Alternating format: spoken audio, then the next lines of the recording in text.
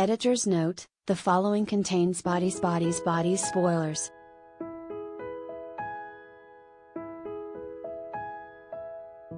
The latest horror film from A24, Bodies, is finally being unleashed on the world after first premiering back in March at South by Southwest.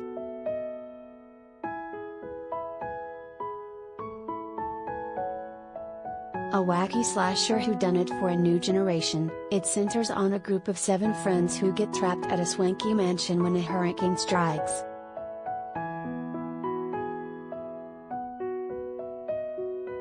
They then all decide to play a game, Bodies.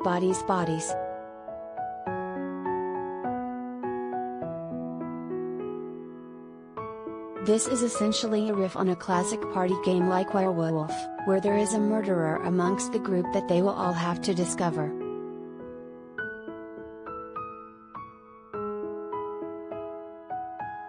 This killer will tap people on the back and kill them.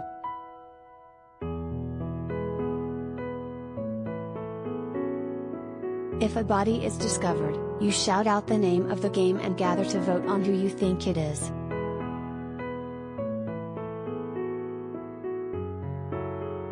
Sounds simple, right? Wrong, dead wrong.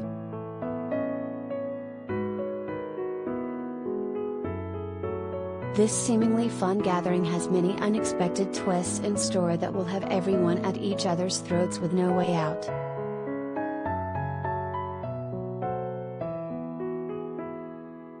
Collider video of the day: when the friends discover someone has actually died, they will be in for a night of escalating paranoia and violence that they might not survive.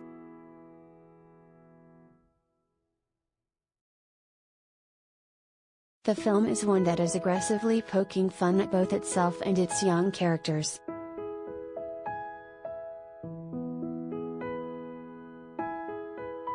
It skewers them in both a literal sense and a thematic one, revealing the truth behind the images they've carefully constructed about themselves.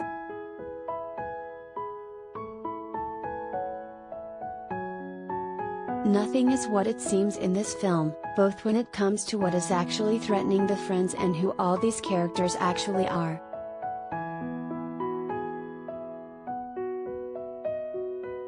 So let's break down what this all means when the film reaches its conclusion. So, if you haven't seen it, bookmark this for later to delve into everything from its tense start to its bloody finale.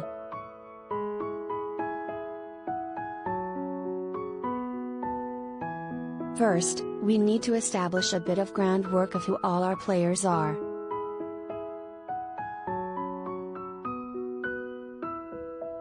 The central focus is the relatively new couple of Sophie, Amanda Sternberg, and B, Maria Bakalova.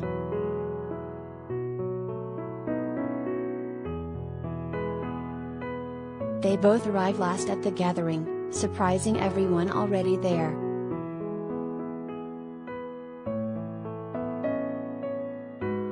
This is because Sophie has recently been in rehab and didn't tell them they were coming.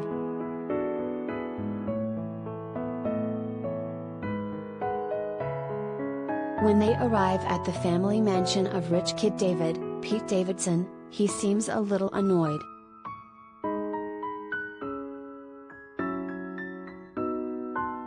However, they are soon greeted by the rest of their friends.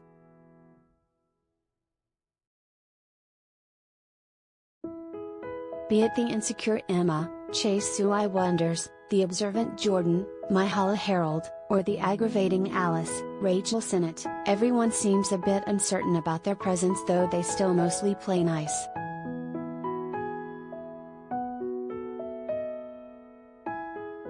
One person is missing, the unseen Max, who left in anger and who we will get to later.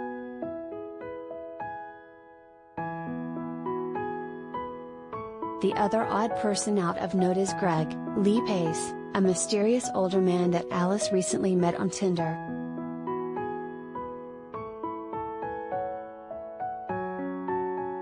Soon, he and David get into a confrontation while playing the game.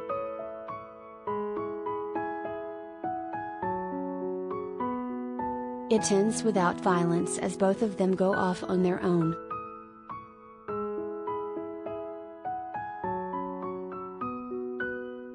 that is until David becomes the first to die.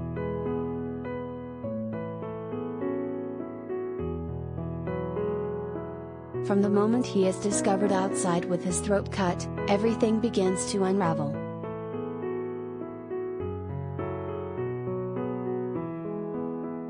First, they believe that Greg must have done it and go to confront him.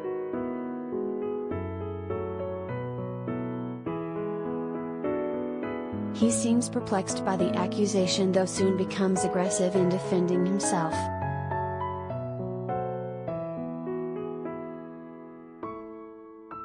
As a result, he bludgeons him to death with a weight.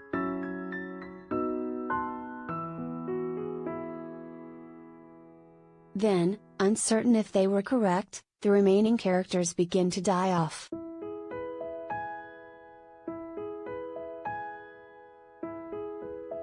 Emma is found dead at the bottom of the stairs, and they suspect someone pushed her.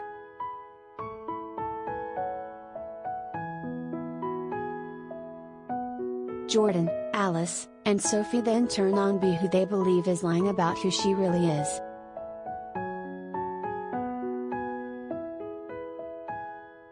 They aren't entirely incorrect, as she hasn't been telling the whole truth about her current job, or finishing college.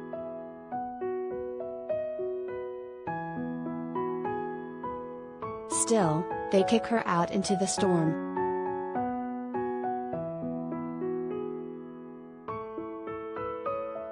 While outside, she notices that Jordan has gotten a gun that she is hiding.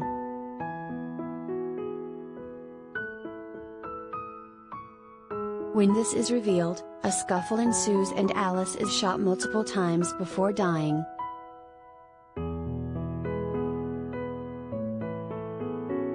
Sophie and B then approach Jordan.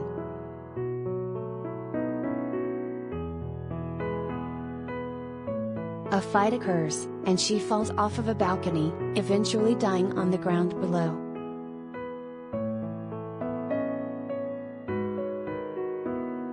It then is only Sophie and B, though the latter suspects the former of being unfaithful.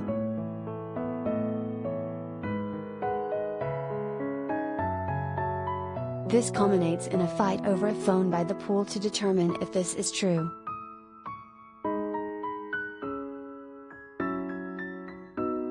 It is there that they discover something that reveals all of what set off this night of killing and violence.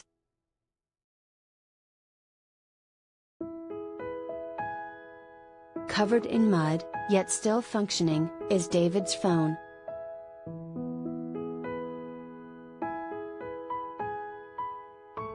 It is looping a TikTok video he was trying to take of himself using a sword to slice the cork off of a bottle of alcohol.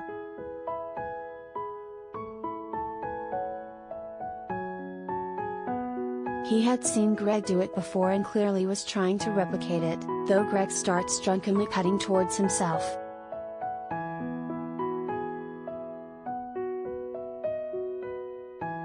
Sure enough, he cuts his own throat and stumbles out of frame.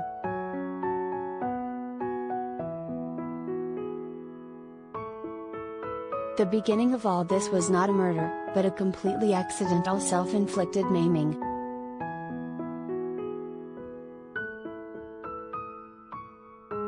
Stunned into silence, Sophie and B sit in silence as a new face appears.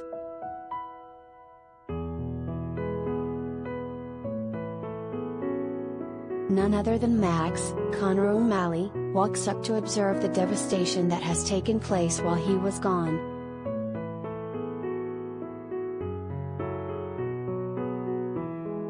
It is a fitting punchline that lays out how, through all the chaos of the film, it was all about the joke.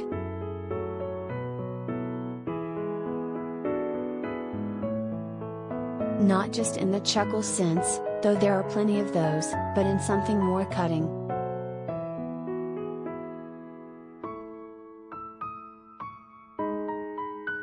All the death was not because of some vicious murder or hiding their true nature as they killed the friends off one by one.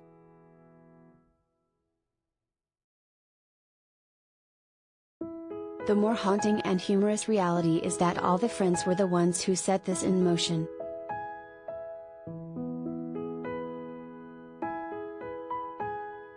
It was their own infighting that served as the gasoline for the fire of fear that consumed them.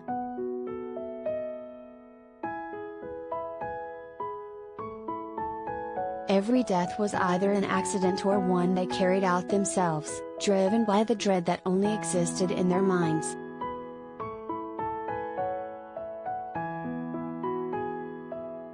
It's a very good joke to end on, as it rewards a repeat viewing by recontextualizing everything.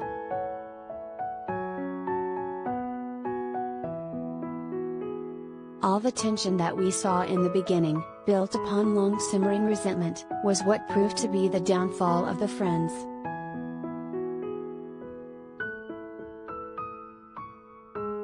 The various social forces that shape them, especially those experienced by the extremely online generation, are pilloried by this revelation.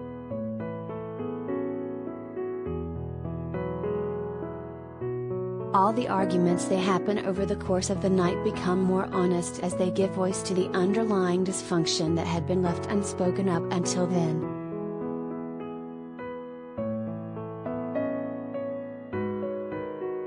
While the film is first and foremost a horror comedy, where it gets the material makes this ending as hilariously explosive as it is revealing.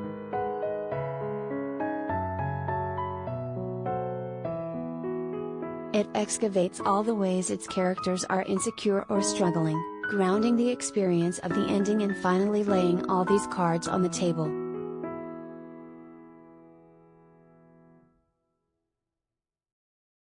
Much of this is tied to class, as it reveals how this privilege and wealth warped all of their brains to the point that they couldn't see the reality in front of them.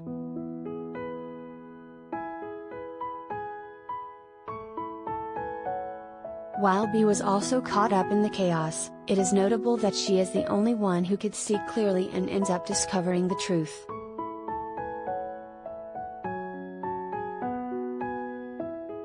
That it comes too late with almost everyone dead is a playfully poetic way to conclude.